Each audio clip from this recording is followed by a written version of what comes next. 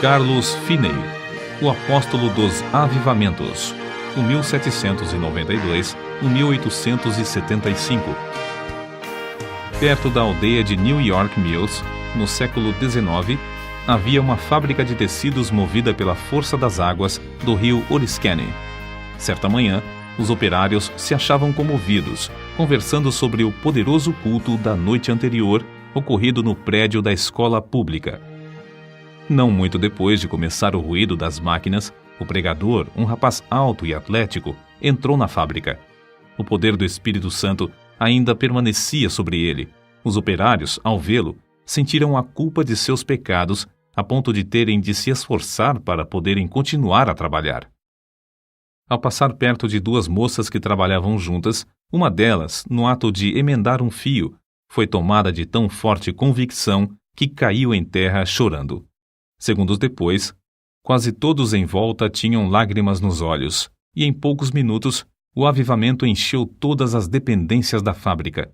O diretor, vendo que os operários não podiam trabalhar, achou que seria melhor que cuidassem da salvação da alma e mandou que parassem as máquinas. A comporta das águas foi fechada e os operários se ajuntaram em um salão do edifício. O Espírito Santo operou com grande poder e dentro de poucos dias quase todos se converteram. Disse acerca desse pregador, Carlos Finney, que, depois de ter ministrado a palavra em Gouverneur, no estado de New York, não houve baile nem representação de teatro na cidade durante 6 anos. Calcula-se que durante os anos de 1857 e 1858, mais de 100.000 pessoas foram ganhas para Cristo pela obra direta e indireta de Finney. A sua autobiografia é o mais maravilhoso relato de manifestação do Espírito Santo, excetuando o livro de Atos dos Apóstolos. Abaixo das Sagradas Escrituras, alguns consideram o livro Teologia Sistemática, de sua autoria, a maior obra sobre teologia que existe. Como explicar o seu êxito tão destacado nos anais dos servos da Igreja de Cristo? Sem dúvida, era, antes de tudo, o resultado da sua profunda conversão. Nasceu de uma família descrente e se criou em um lugar onde os membros da igreja conheciam apenas a formalidade fria dos cultos. Finney era advogado. Ao encontrar nos seus livros de jurisprudência muitas citações da Bíblia, comprou um exemplar com a intenção de conhecer as Escrituras. O resultado foi que, após a leitura, achou mais e mais interesse nos cultos dos crentes. Acerca da sua conversão, ele relata na sua autobiografia o seguinte: ao ler a Bíblia, ao assistir às reuniões de oração e ouvir os sermões de Sr. Gale, percebi que não me achava pronto a entrar nos céus. Fiquei impressionado especialmente com o fato de as orações dos crentes, semana após semana, não serem respondidas. Li na Bíblia: pedi e dar-se-vos-á, buscai e encontrareis, batei e abrir-se-vos-á. Li também que Deus é mais pronto a dar o Espírito Santo aos que lhe o pedirem do que os pais terrestres a darem boas coisas aos filhos. Ouvi os crentes pedirem um derramamento do Espírito Santo se confessarem, depois que não receberam. Exortavam uns aos outros a se despertarem para pedir em oração um derramamento do Espírito de Deus e afirmavam que assim haveria um avivamento com a conversão de pecadores. Mas, ao ler mais a Bíblia, vi que as orações dos crentes não eram respondidas porque não tinham fé, isto é, não esperavam que Deus lhes daria o que pediam. Entretanto, com isso, senti um alívio acerca da veracidade do Evangelho e fiquei convicto de que a Bíblia, apesar de tudo, é a verdadeira Palavra de Deus. Foi num domingo de 1821 que assentei no coração resolver o problema sobre a salvação da minha alma e ter paz com Deus. Apesar das minhas grandes preocupações como advogado, resolvi seguir rigorosamente a determinação de ser salvo. Pela providência de Deus, não me achei muito ocupado nem segunda nem terça-feira, e consegui passar a maior parte do tempo lendo a Bíblia e orando. Mas ao encarar a situação resolutamente, achei-me sem coragem para orar, sem tapar o buraco da fechadura. Antes, deixava a Bíblia aberta na mesa com os outros livros, e não me envergonhava de lê-la diante do próximo.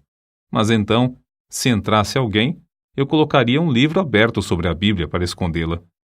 Durante a segunda e a terça-feira, a minha convicção aumentou, mas parecia que o coração se havia endurecido. Eu não podia chorar nem orar. Terça-feira, à noite, senti-me muito nervoso e parecia-me estar perto da morte. Reconhecia que, se eu morresse, por certo iria para o inferno.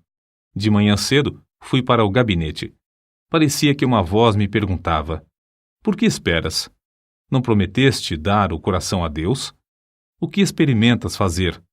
Alcançar a justificação pelas obras? Foi então que vi claramente, como qualquer vez depois, a realidade de Cristo. Vi que sua obra era completa, e em vez de eu necessitar de uma justiça própria para Deus me aceitar, tinha de sujeitar-me à justiça de Deus por intermédio de Cristo. Sem o saber, fiquei imóvel. Não sei por quanto tempo, no meio da rua, no lugar onde a voz de dentro se dirigiu a mim. Então, me veio a pergunta: aceitá-lo-ás agora? Hoje? Repliquei: aceitá-lo-ei hoje, ou me esforçarei para isso até morrer. Em vez de ir ao gabinete, voltei para entrar na floresta, onde podia derramar a alma sem alguém me ver nem me ouvir. Porém, o meu orgulho continuava a se manifestar. Passei por cima de um alto e andei furtivamente atrás de uma cerca, para que ninguém me visse e pensasse que ia orar. Penetrei dentro da mata cerca de meio quilômetro, onde achei um lugar mais escondido entre algumas árvores caídas. Ao entrar, disse a mim mesmo: entregarei o coração a Deus, ou então não sairei daqui. Mas, ao tentar orar, o coração não queria. Pensara que, uma vez sozinho, onde ninguém pudesse ouvir-me, podia orar livremente. Porém, ao experimentar fazê-lo, achei-me sem coisa alguma a dizer a Deus. Toda vez que tentava orar, parecia-me ouvir alguém chegando. Por fim, achei-me quase em desespero. O coração estava morto para com Deus e não queria orar. Então, reprovei-me a mim mesmo por ter me comprometido a entregar o coração a Deus antes de sair da mata. Comecei a pensar que Deus já me tivesse abandonado. Achei-me tomado de uma fraqueza demasiadamente grande para ficar de joelhos. Foi justamente nessa altura que pensei novamente que eu via alguém se aproximando e abri os olhos para ver. Logo foi-me revelado que o orgulho do meu coração era a barreira entre mim e a minha salvação. Fui vencido pela convicção do grande pecado de eu envergonhar-me se alguém me encontrasse de joelhos perante Deus, e bradei em alta voz que não abandonaria o lugar, nem que todos os homens da terra e todos os demônios do inferno me cercassem. Gritei: ora, um vil pecador como eu, de joelhos perante o grande e santo Deus, confesso-lhe os pecados e me envergonho dele perante o próximo pecador também, porque me encontro de joelhos para achar paz com o meu Deus ofendido. O pecado parecia-me horrendo, infinito. Fiquei quebrantado até o pó perante o Senhor.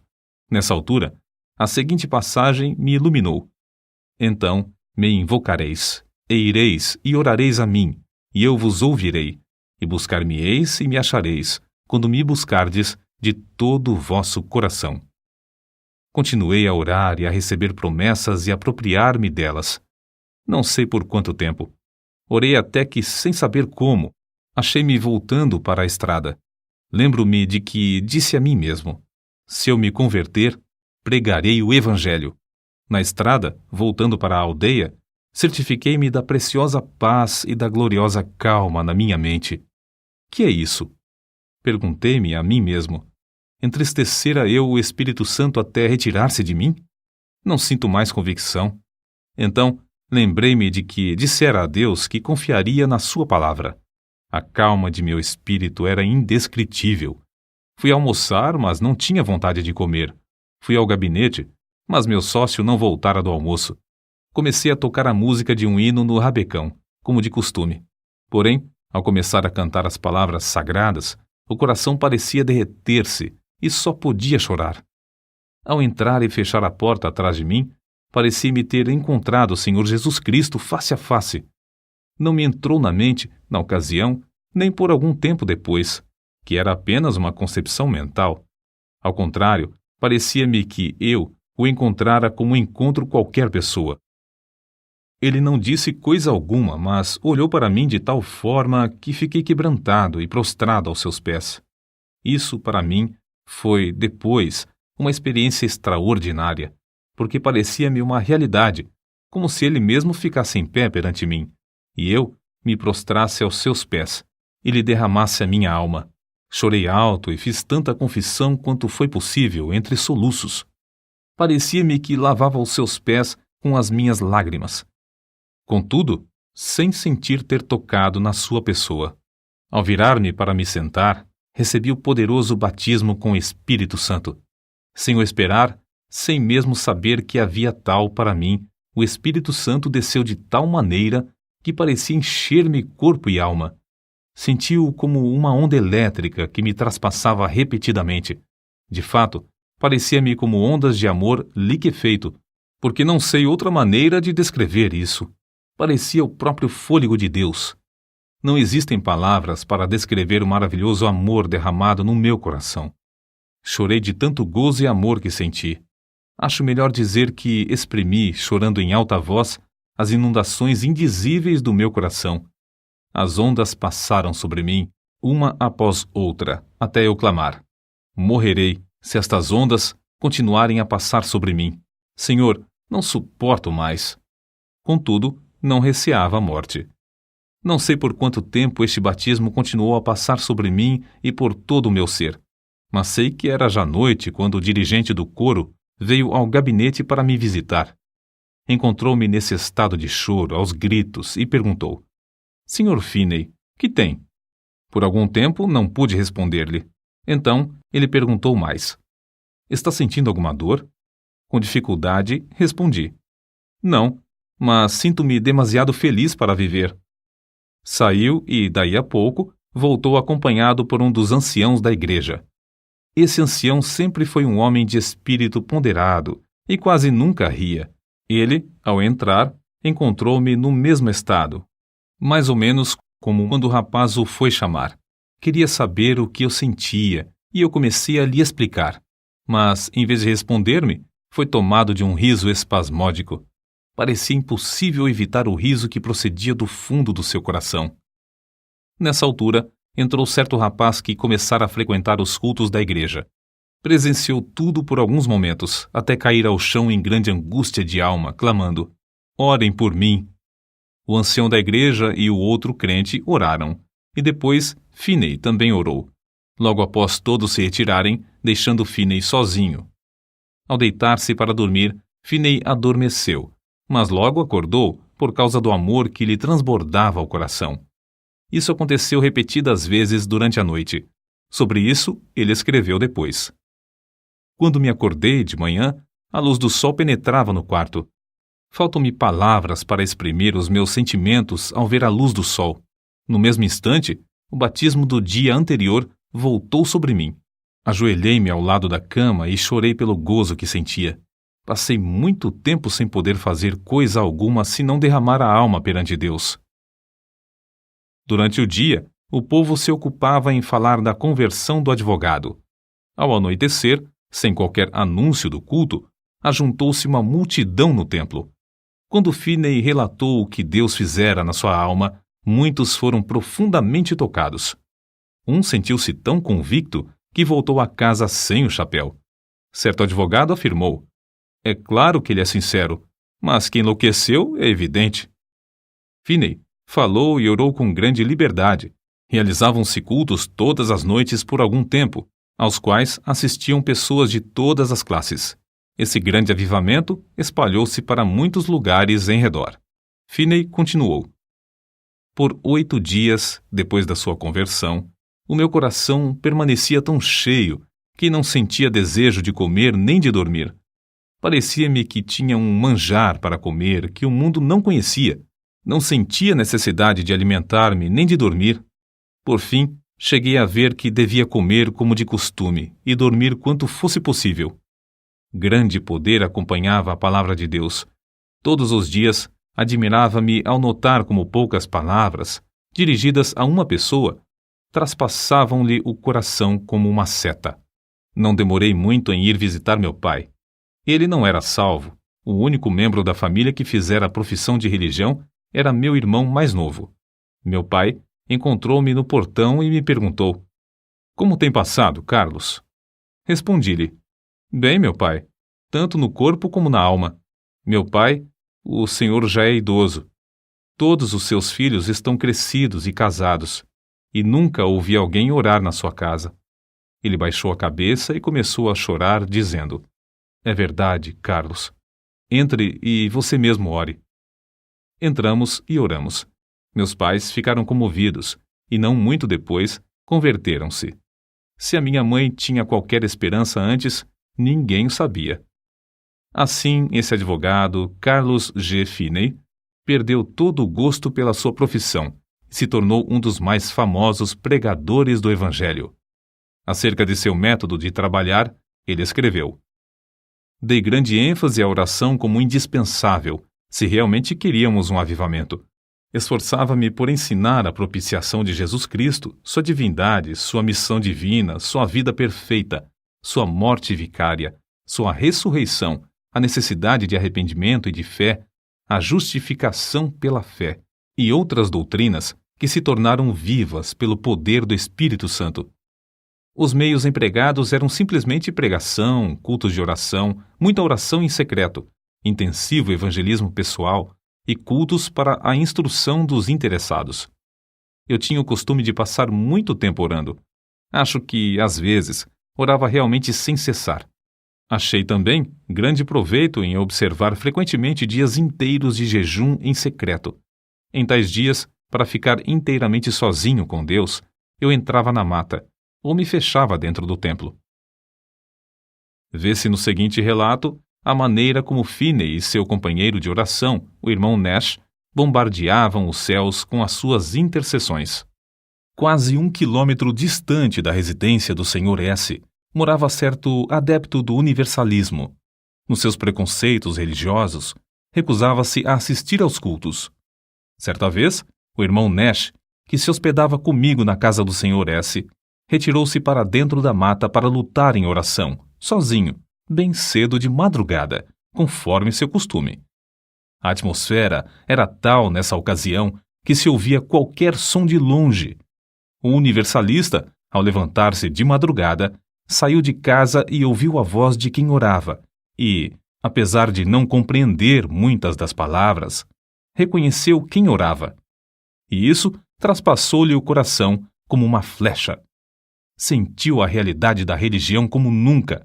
A flecha permanecia, e ele achou alívio somente crendo em Cristo. Acerca do espírito de oração, Finney afirmou que era coisa comum nesses avivamentos os recém-convertidos se acharem tomados pelo desejo de orar noites inteiras até lhes faltarem as forças físicas. O Espírito Santo constrangia grandemente o coração dos crentes, que sentiam constantemente a responsabilidade pela salvação das almas imortais. A solenidade da mente se manifestava no cuidado com que falavam e se comportavam. Era muito comum encontrar crentes juntos, caídos de joelhos em oração, em vez de ocupados em palestras. Em certo tempo, quando as nuvens de perseguição enegreciam cada vez mais, Finney, como era seu costume, sob tais circunstâncias, sentia-se dirigido a dissipá-las, orando. Em vez de falar pública ou particularmente acerca das acusações, ele orava. Acerca da sua experiência, escreveu: "Eu olhava para Deus com grande anelo, dia após dia, rogando que Ele me mostrasse o plano a seguir e a graça para suportar a borrasca. O Senhor mostrou-me, em uma visão, o que eu tinha de enfrentar. Ele chegou-se tão perto de mim, enquanto eu orava, que a minha carne literalmente estremecia sobre os ossos. Eu tremia da cabeça aos pés, sob o pleno conhecimento da presença de Deus."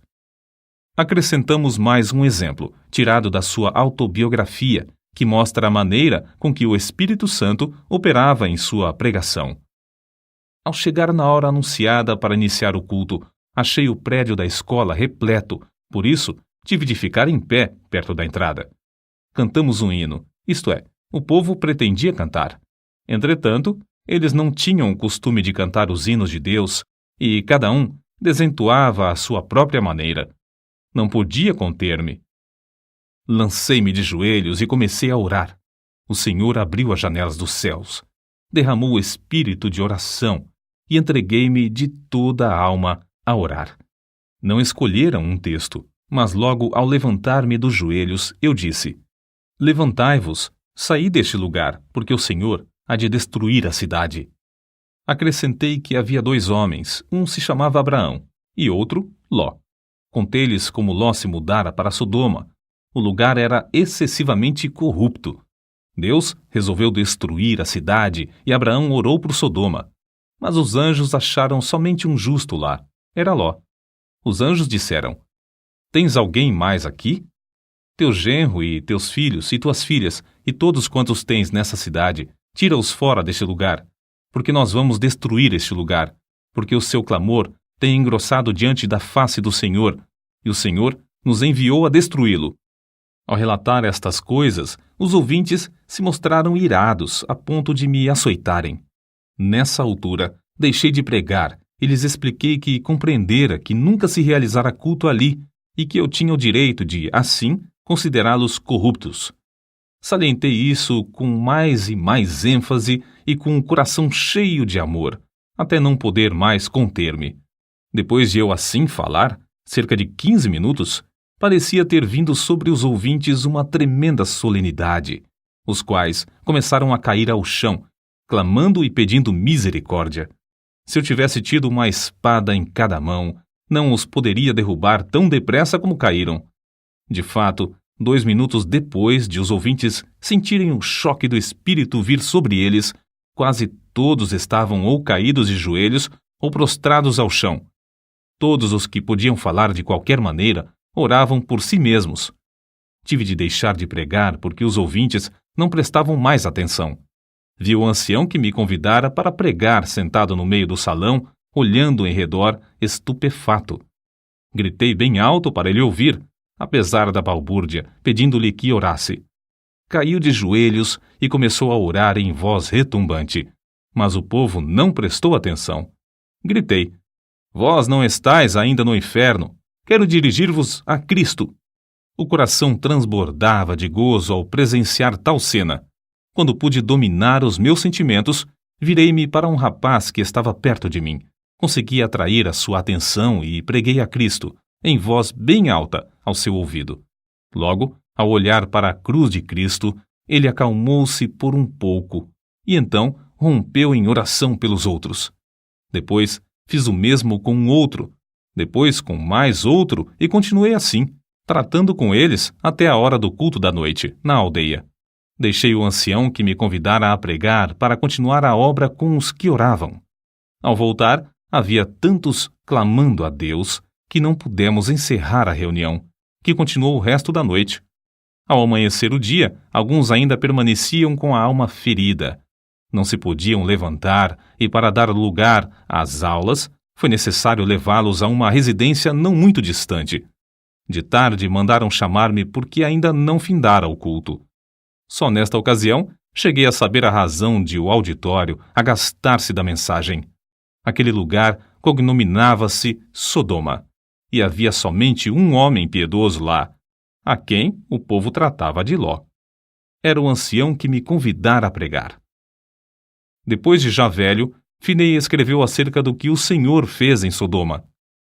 Embora esse avivamento caísse tão repentinamente sobre eles, era tão empolgante ver que as conversões eram profundas e a obra permanente e genuína. Nunca ouvi falar em qualquer repercussão desfavorável. Não foi só na América do Norte que Finney viu o Espírito Santo cair e abater os ouvintes em terra. Na Inglaterra, durante os 9 meses de evangelização que Finney promoveu lá, multidões também se prostraram enquanto ele pregava. Em certa ocasião, mais de 2.000 de uma vez. Alguns pregadores confiam na instrução e ignoram a obra do Espírito Santo. Outros, com razão, rejeitam tal ministério infrutífero e sem graça. Oram a Deus para que o Espírito Santo tome a direção e alegram-se no grande progresso da obra de Deus. Mas ainda outros, como Finney, Dedicam-se a buscar o poder do Espírito Santo sem desprezar a arma de instrução e veem resultados incrivelmente mais vastos. Durante os anos de 1851 a 1866, Finney foi diretor do Oberlin College e ensinou a um total de 20.000 estudantes. Dava mais ênfase ao coração puro e ao batismo no Espírito Santo do que à preparação do intelecto. O resultado foi que, de Oberlin, saiu uma corrente contínua de alunos cheios do Espírito Santo. Assim, após o término de uma campanha intensiva de evangelismo e no meio dos seus esforços no colégio, em 1857, Finney via cerca de 50.000, todas as semanas, converterem-se a Deus. By My Spirit, Jonathan Goforth, página 183. Os diários de New York, às vezes, quase não publicavam outras notícias senão do avivamento. Suas lições aos crentes sobre avivamento foram publicadas primeiro em um jornal e depois em um livro de 445 páginas que se intitulava Discursos sobre Avivamentos. As primeiras 2 edições, de 12.000 exemplares, foram vendidas logo ao saírem do prelo. Outras edições foram impressas em vários idiomas. Uma só editora em Londres publicou 80.000. Entre suas outras obras de circulação mundial, contam-se as seguintes: sua autobiografia, Discursos aos Crentes e Teologia Sistemática. Os convertidos nos cultos de Finney eram pela graça constrangidos a andar de casa em casa para ganhar almas. Ele mesmo se esforçava para preparar o maior número de obreiros em Oberlin College. Mas o desejo que ardia sempre em tudo era o de transmitir a todos o espírito de oração. Pregadores como Abel Carey e Father Nash viajavam com ele e, enquanto ministrava a palavra, eles continuavam prostrados em oração. Vejamos isso nas palavras de Finney. Se eu não tivesse o espírito de oração, não alcançaria coisa alguma. Se por um dia ou por uma hora eu perdesse o espírito de graça e de súplica, não poderia pregar com o poder e fruto, e nem ganhar almas pessoalmente. Para que alguém não julgue que a obra era superficial, citamos outro escritor. Descobriu-se, por pesquisa empolgante, que mais de 85 pessoas de cada 100 que se convertiam sob a pregação de Finney permaneciam fiéis a Deus, enquanto 75 pessoas de cada 100 das que professaram conversão nos cultos de algum dos maiores pregadores se desviavam. Parece que Finney tinha o poder de impressionar a consciência dos homens sobre a necessidade de um viver santo, de tal maneira que produzia fruto mais permanente. Deeper Experience of Famous Christians, página 243.